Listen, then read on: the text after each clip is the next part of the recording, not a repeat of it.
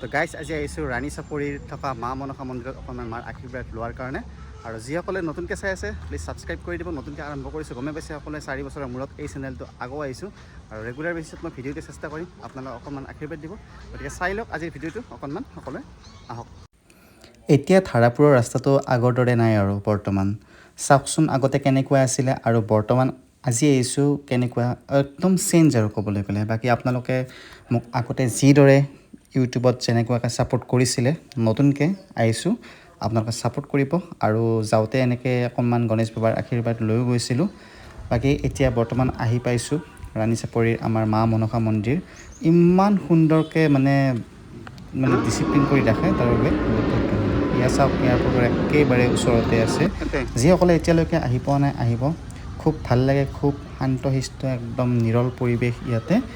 আৰু সকলোৰে কাৰণে প্ৰাৰ্থনা কৰাইছোঁ, সকলোৰে বাবে। গতিকে আপোনালোকেও মোক অকণমান আশীৰ্বাদ কৰিব আৰু এই চেনেলটো যাতে আগুৱাই লৈ যাব পাৰোঁ অকণমান ছাপোৰ্ট কৰিব। এতিয়া বাকী ঘূৰি আহিলোঁ আৰু শৰাইঘাট দলঙত অকণমান কাম চলি আছে, পুৰণিখন বন্ধ কৰি থৈ দিছে, নতুনখনেৰে এনেকৈ অহা যোৱা চলি আছে বৰ্তমান। আৰু ফেচবুকত যিদৰে আপোনালোকে মোক ছাপোৰ্ট দিছে, ইয়াতো ইউটিউবতো আপোনালোকে কৰিব, সেয়ে বিচাৰিম সকলোৰে ফালৰ পৰা। আৰু এনেকৈ ঘূৰি আহি আমিনগাঁও পালোঁ। ইয়াতে বৰ্তমান বতৰটো খুব ধুনীয়া, একেবাৰে ডাৱৰীয়া হৈ আছে, এইকেইদিনতো বৰষুণে আহি আছে। আৰু এনেকৈ আহি বৰ্তমান এনেকৈ শুৱালকুছিৰ গেটখন পালোঁ, মানে মোৰ ঘৰ বস্ত্ৰনগৰী শুৱালকুছি পালোঁ। আৰু এইটো ভিডিঅ' ইমানতে সামৰিছোঁ। অকণমান সকলোৱে ছাপোৰ্ট কৰিব, ছাবস্ক্ৰাইব কৰিব। থেংক ইউ, লগ পাম নেক্সট ভিডিঅ'ত।